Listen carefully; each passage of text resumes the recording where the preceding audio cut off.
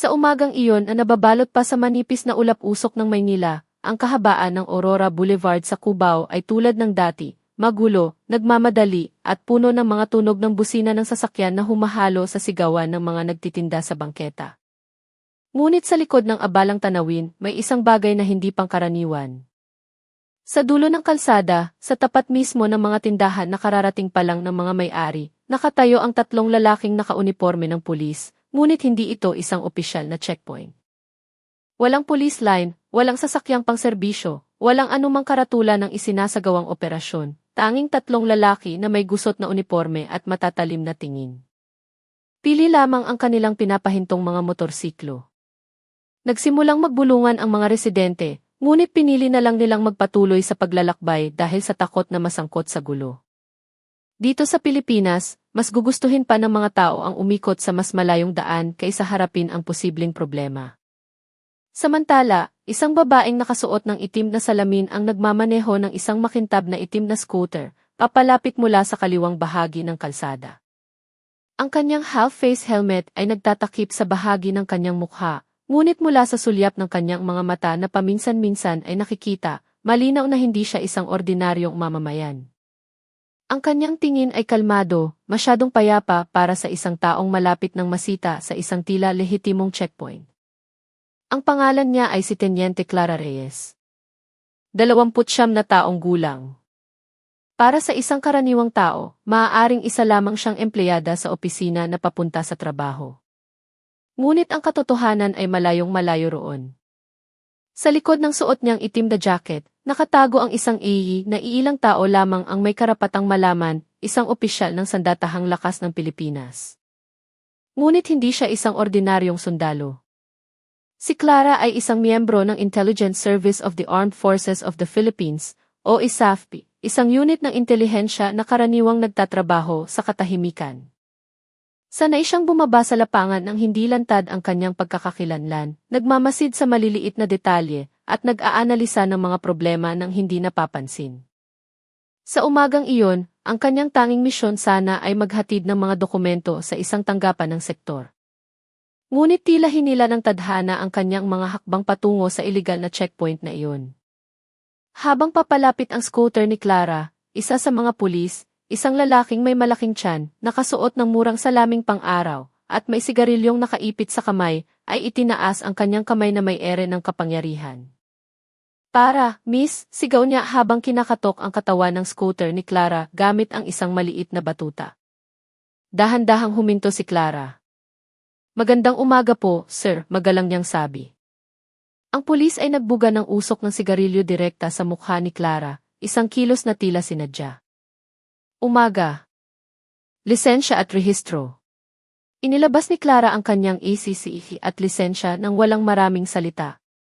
Hindi niya gusto ang gulo, lalo na sa pampublikong lugar. Bilang isang ahente ng intelihensya, sanay siyang mag-analisa bago kumilos. Pag-aralan ang sitwasyon, suriin ang mga posibilidad at saka gumalaw.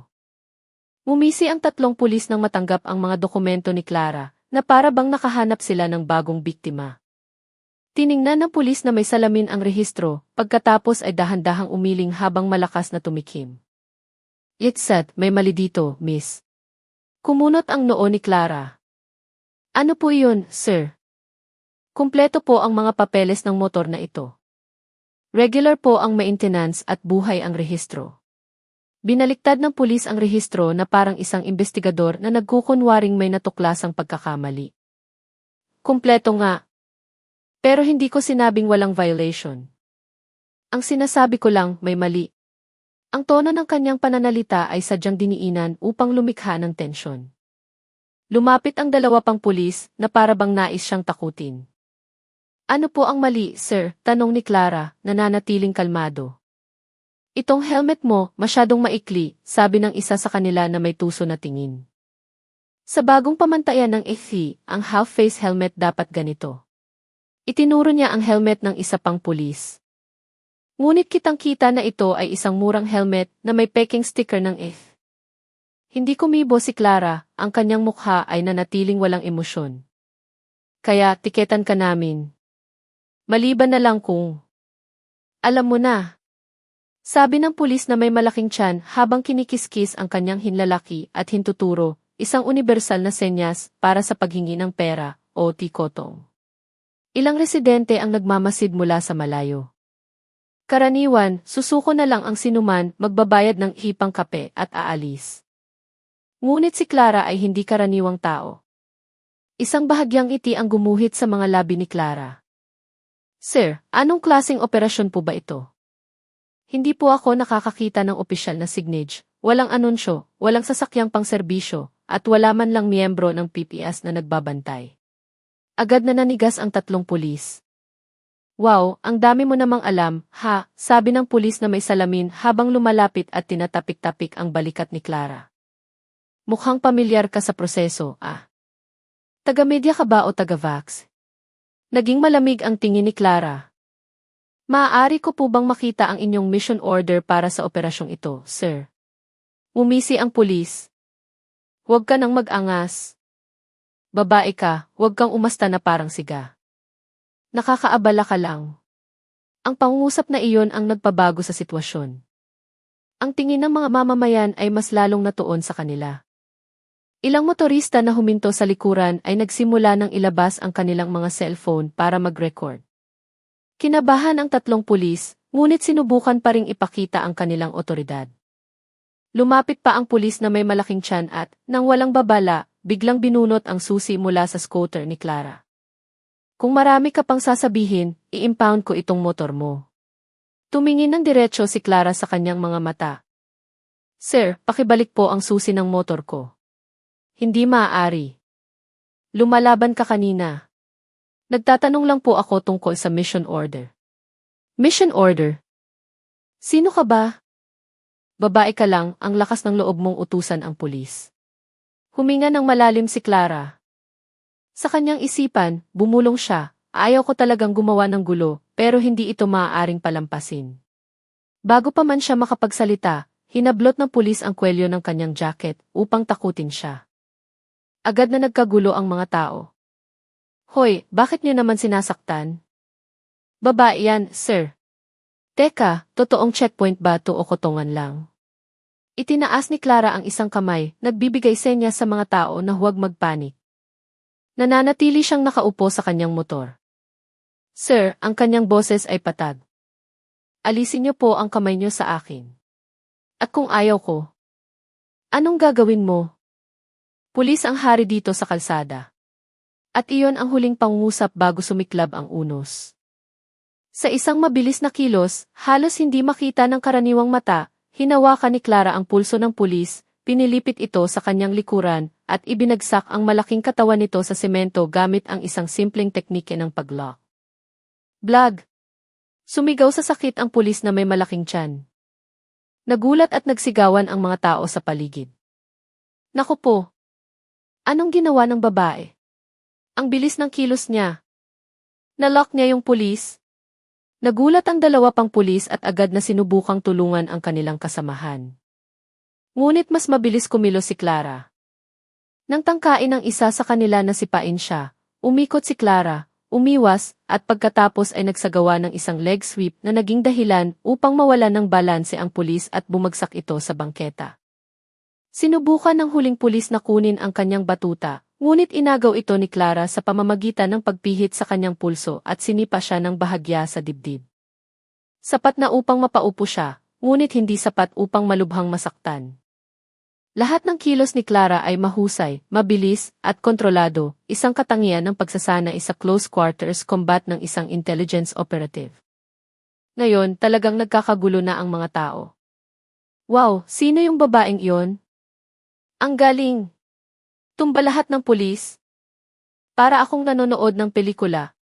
Habang ang 3 pulis ay umuungol sa sahig, kalmadong tumayo si Clara, kinuha ang susi ng kanyang motor mula sa kamay ng pulis na may malaking tiyan na ngayon ay namumutla na parang papel. Sir, sabi niya. Nagsasagawa kayo ng checkpoint ng walang pahintulot, nananakot ng mga mamamayan at sinusubukang mangikil. Sinubukang bumangon ng pulis na may malaking tiyan habang umuungol. Sino ka ba talaga? Preman? Miyembro ng sindikato. Tiningnan siya ni Clara at bahagyang ngumiti. Dahan-dahan niyang binuksan ang zipper sa loob ng kanyang jacket. Mula roon, inilabas niya ang isang identification card na may gintong selyo ng Agila ng Pilipinas. Isang ihi na hindi para sa publiko. Nakita ito ng mga tao at agad na natahimik. Ang pangalan ko ay Teniente Clara Reyes, sabi niya sa isang mababa, ngunit matatag na boses, Intelligence Service, Armed Forces of the Philippines. Nanlaki ang mga mata ng tatlong pulis at ang kanilang mga mukha ay biglang namutla. Nagkatinginan sila, pinagpapawisan ng malamig na para bang napagtanto nilang hindi lang sila nagkamali ng piniling biktima, kundi pinili nila ang pinakamaling biktima. Pasensya na po, ma'am. Sumusunod lang po kami sa utos. Ito po ay isang joint operation. Nagkataon lang na hindi pa dumarating ang sasakyang pangserbisyo. Patawarin niyo po kami, ma'am. Ngunit ang kanilang mga dahilan ay masyadong halatang kasinungalingan. Huminga ng malalim si Clara at tiningnan ang mga mamamayan na hawak pa rin ang kanilang mga cellphone. Mga Ginoo, mga ginang, malumanay niyang sabi. Pakitigil na po ang pag-record. Ire-report ko po ang insidenteng ito ng opisyal, pero huwag na po nating palakihin ang gulo sa pamamagitan ng video na ito. Tumango ang mga tao. Ilan ang tumigil sa pag-record dahil sa paraan ng pananalita ni Clara na mapanghikayat ngunit magalang pa rin. Pagkatapos ay kinuha ni Clara ang kanyang telepono. Sa ilang mabilis na pagpindot, tinawagan niya ang isang tao. Command, Reyes reporting. Nakatagpo ako ng isang hindi otorisadong checkpoint ng 3 miyembro ng sa Aurora Boulevard. Kailangan ko ng isang unit ng military police para dalhin sila sa pinakamalapit na presinto. Malinaw na narinig ang tugon mula sa kabilang linya, copy that. Unit is en route, Zikir 3 minutes. Sumuko na ng tuluyan ang 3 pulis. Naupo sila sa sahig habang hawak ang kanilang mga tuhod, nakayuko at walang magawa. 3 minuto ang lumipas, isang tactical vehicle ng EC ang mabilis na dumating mula sa dulo ng kalsada, kasunod ng 2 motorsiklo ng EC. Mabilis na bumaba ang mga miyembro ng military police, sinuri ang sitwasyon at agad na inaresto ang 3 pulis. Dahan-dahang pumalakpak ang mga tao at ang ilan ay sumigaw sa tuwa. Nananatiling tahimik si Clara, pinapanood ang lahat. Nilapitan siya ng commander ng EV unit. Magandang trabaho, Tenyente. Buong ulat na lang mamaya. Tumango si Clara. Sir. Nang kontrolado na ang lahat, pinaandar ni Clara ang kanyang scooter at akmang aalis na. Ngunit bago siya umalis, isang matandang babaeng nagtitinda ng gulay ang tumawag sa kanya. Ma'am, salamat po ha. Kung hindi po dahil sa inyo, hindi namin alam kung anong gagawin.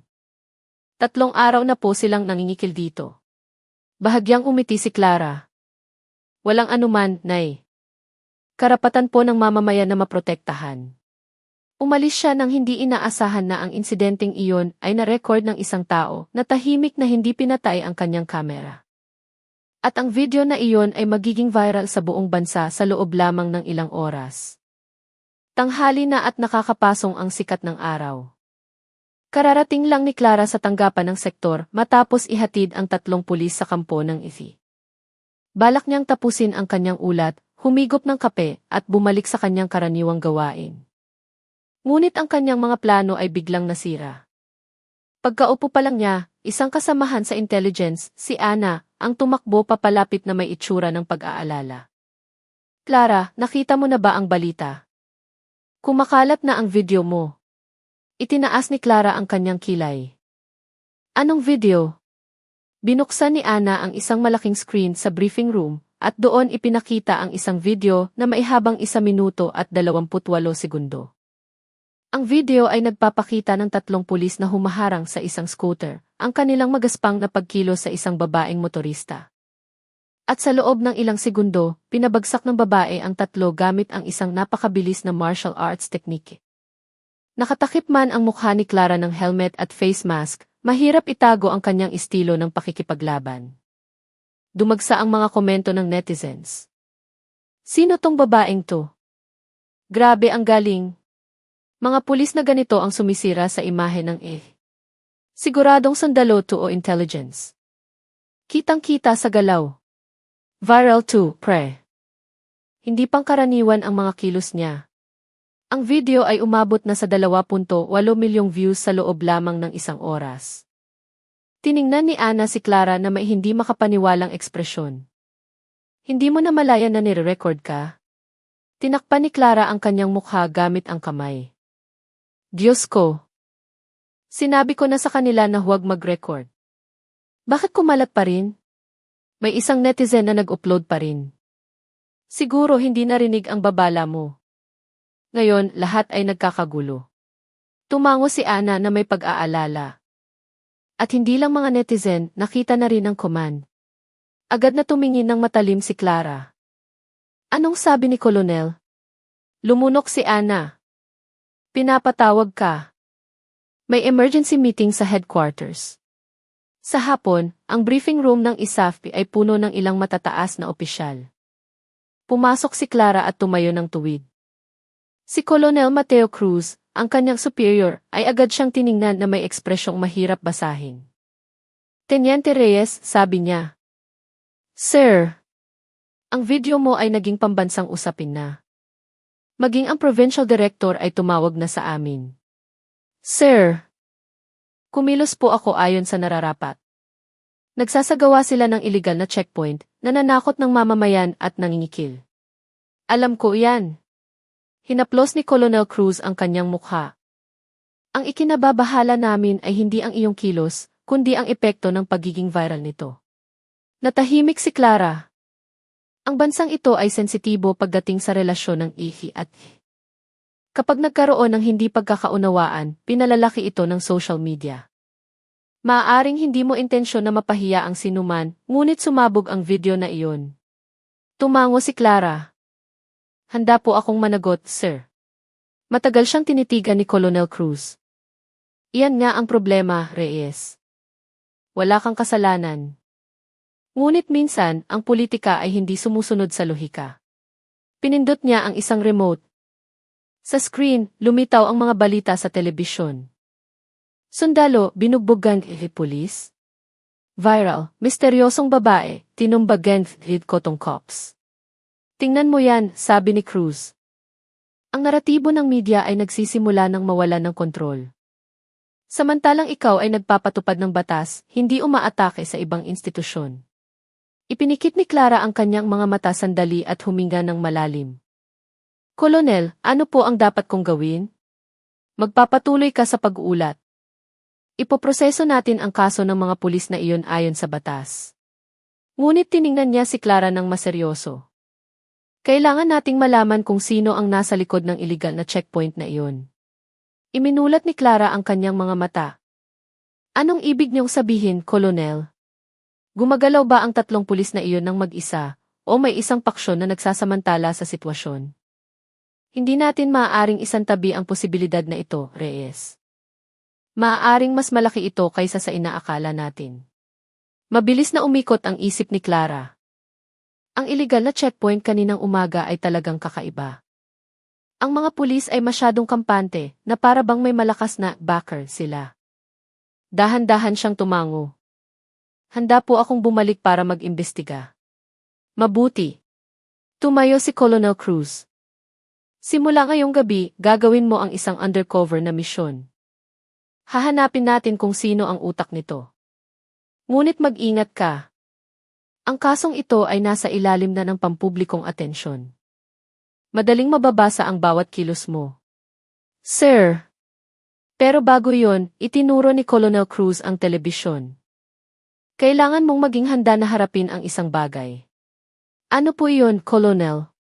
Pinatugtog ni Cruz ang isang video na ka-upload lang 10 minuto ang nakalipas. Ang malaking pamagat, matapang babae ng D. Sino siya? Sinundan ito ng pagsusuri mula sa isang military analyst sa pambansang V. Ang kanyang mga kilos ay propesyonal. Mabilis, tumpak. Sigurado akong hindi ito isang ordinaryong miyembro ng D. Maaaring isang intelligence operative. Si Ana, na nanonood mula sa likuran, ay napahawak sa kanyang bibig sa gulat. Samantala, nanatiling tahimik si Clara. Dahan-dahan, napakabagal, huminga siya palabas. Kolonel, paano kung malantad ang pagkakakilanlan ko? Tiningnan siya ni Colonel Cruz nang hindi kumukurap. Kung mangyari iyon, ang mga lihim na misyon na pinaghirapan mo sa loob ng maraming taon ay magwawakas. Biglang naging tahimik ang briefing room, tanging ang tunog ng pagtiktok ng orasan sa dingding ang maririnig. Sa labas, patuloy na dumadami ang views ng video. Pagsapit ng gabi, sa mga kapihan, sa mga opisina, kahit sa mga jeepney, lahat ay pinag-uusapan ang video. Ang astig ng babaeng yon, grabe. Hinanap na ng mga netizen. Mukhang taga-AFP nga. Ito ang tunay na bayani sa kalsada. Pero delikado yan. Baka magkaroon ng tensyon sa pagitan ng IFI at I. Sa isang banda, pinupuri ng publiko ang kanyang katapangan. Sa kabilang banda, ang mga tsismis sa politika at sensitibong issue ay nagsisimulang kumalat na parang apoy sa tuyong damo. At malayo, sa isang sulok ng syudad, isang lalaking nakaitim na sweep ang nakikipag-usap sa telepono habang pinapanood ang video sa kanyang laptop. Ah, kaya pala. Siya pala ang sumira sa plano. Bahagya siyang umiti, isang nakakakilabot na ngiti. Interesante. Nagtanong ang boses mula sa telepono, kailangan na ba nating kumilos? Pinatay niya ang kanyang sigarilyo. Tingnan muna natin kung hanggang saan siya aabot. Isinara ng lalaki ang laptop at marahang nagsalita, ang laro ay nagsisimula pa lamang. Gabi na nang umuwi si Clara sa kanyang simpleng inuupahang apartment. Pagbukas pa lang niya ng pinto, agad na tumawag ang kanyang ina. Clara, anak, nasa dis ka. Nakita ko ang video. Diyos ko, anak, bakit mo naman binugbog ang mga pulis? Bahagyang umiti si Clara. Nay, hindi po iyon pambubugbog. Sila po ang unang nanakit. Kahit na. Natatakot ako para sa'yo, baka araw-araw ka nang mapanood sa balita. Babae ka, huwag kang masyadong matapang. Nay, bahagi po ito ng trabaho ko. Pero viral na ang video mo. Lahat ng kapitbahay natin nagtatanong. Minasahe ni Clara ang kanyang sentido. Huwag po kayong mag-alala, Nay. Kontrolado po ang lahat. Nangangako ka? Opo, pangako. Sa wakas ay kumalma ang kanyang ina at ibinaba ang telepono. Ngunit pagkatapos ng tawag, agad na nawala ang ngiti ni Clara. Binuksan niya ang kanyang laptop at binasa ang lahat ng artikulo tungkol sa kanya. Ang mga pamagat ay lalong nagiging sensational. Yes. Efe, sino dan gimali? Misteryosong kilos ng babae, elite forces is. Mainit dahil kaso, yes chief, nagsalita din eh. Dahan-dahang isinara ni Clara ang laptop. Alam niyang bukas at sa mga susunod na araw, isang mas malaking bagyo ang naghihintay. At kailangan niyang manatili sa gitna ng bagyong iyon na may pagkakakilanlang nanganganib, isang bagong misyon na mas mapanganib, at isang kaaway na hindi pa nagpapakita. Ngunit isang bagay ang sigurado, hindi siya aatras, kahit pa ang buong bansa ay nanonood sa kanya. Ang headquarters ng ISAFP ay parang isang pugad ng pukyutan. Pabalik-balik ang mga tao, walang tigil ang pagring ng mga telepono, at iba't ibang unit ang abala sa pagtalakay sa isang video na gumulantang sa buong bansa.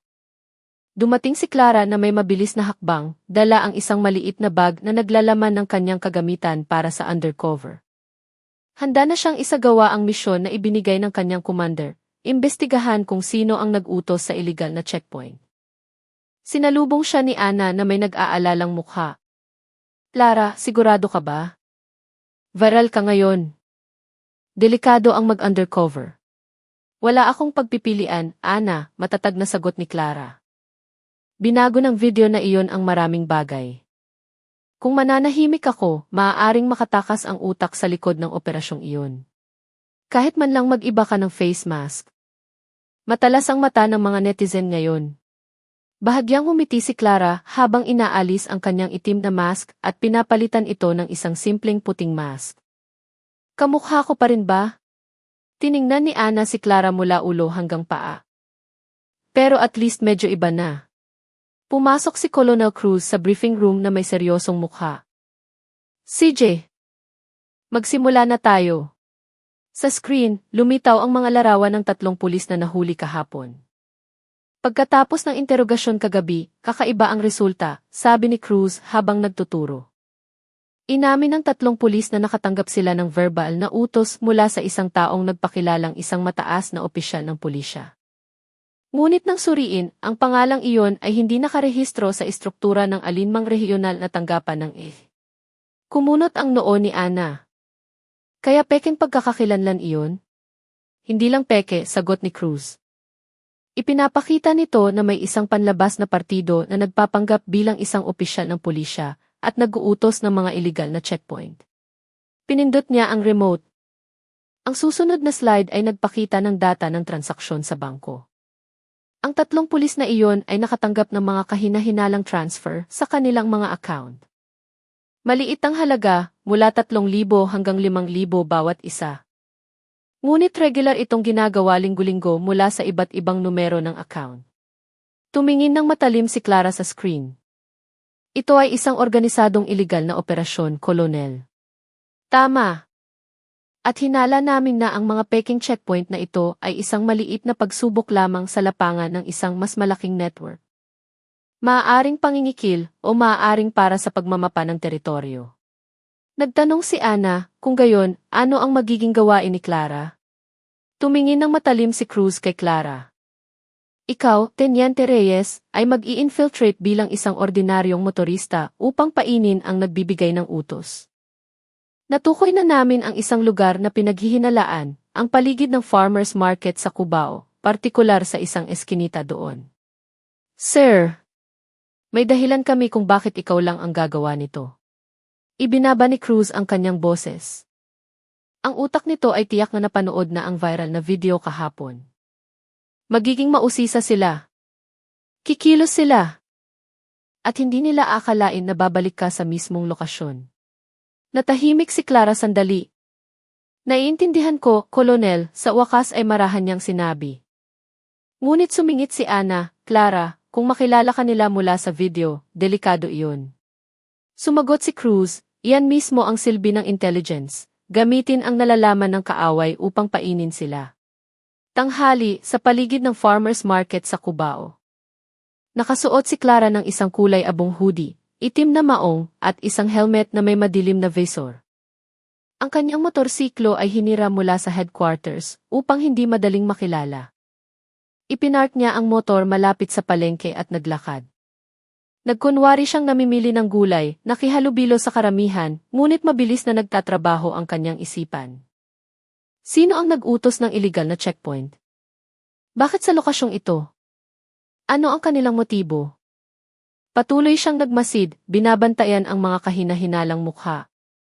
Ang nagtitinda ng sigarilyo, ang tagapamahala ng paradahan, isang lalaking may tatoo na pabalik-balik, walang kapansin-pansin.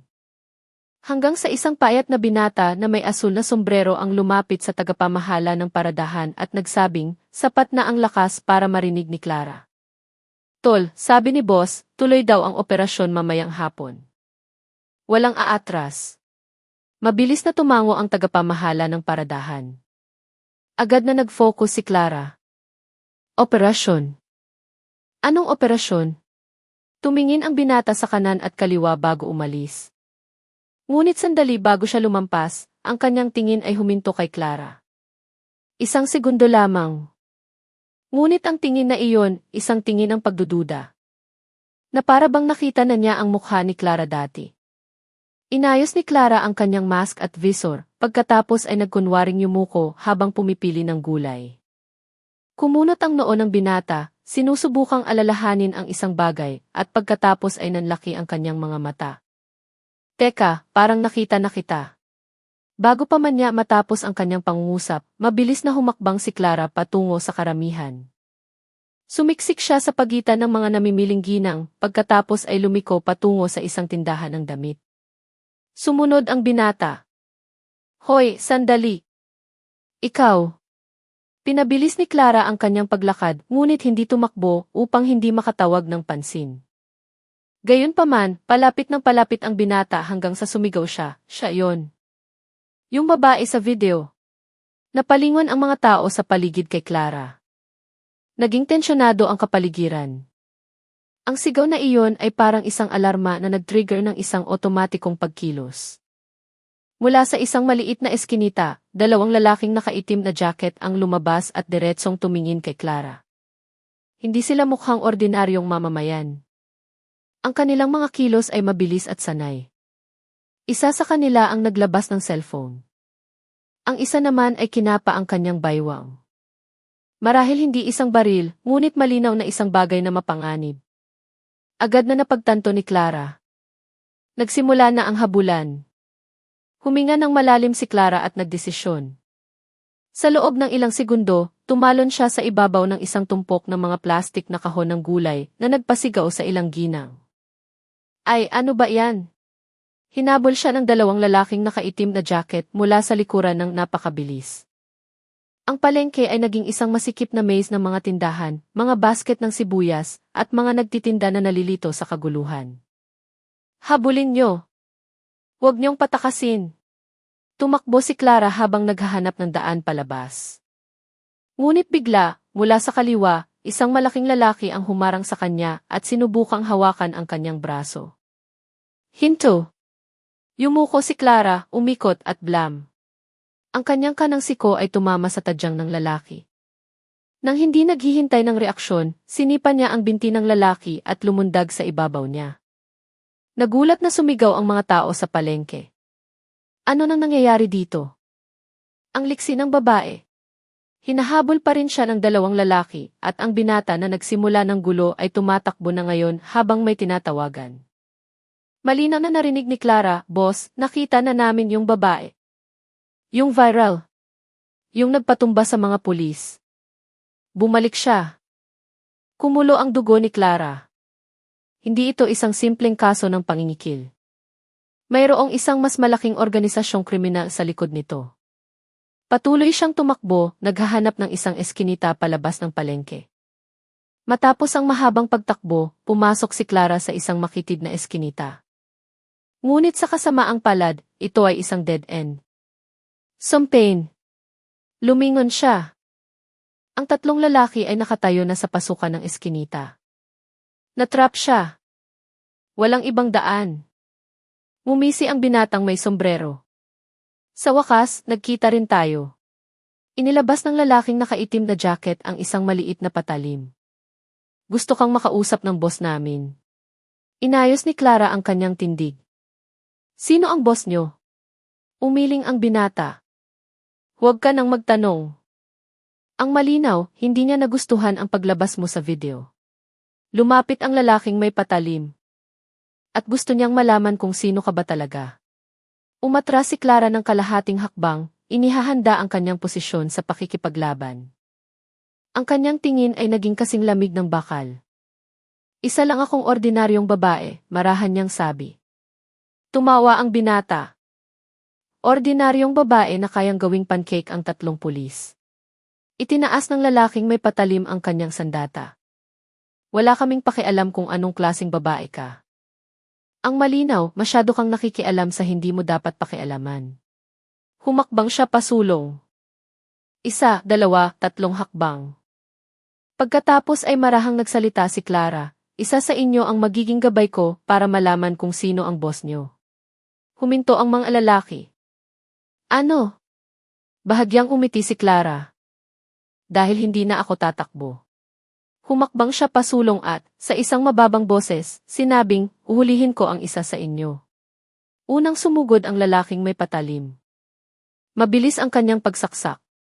Sinalag ni Clara ang kamay nito papunta sa kaliwa, pinaikot ang katawan ng lalaki, at pagkatapos ay, crack, ang siko ni Clara ay tumama sa sentido ng lalaki. Nahulog ang patalim. Nanghina ang lalaki. Sabay na sumugod ang dalawa pa. Sumiklab ang bakbakan sa makitid na eskinita. Sinira ni Clara ang kanilang pormasyon gamit ang kanyang husay, sinipa ang tuhod ng isang lalaki hanggang sa matumba ito, nilock ang braso ng binatang may sombrero at pinilipit ito sa kanyang likuran, at iniwasan ang isang sipa sa pamamagitan ng paggamit sa dingding bilang suporta.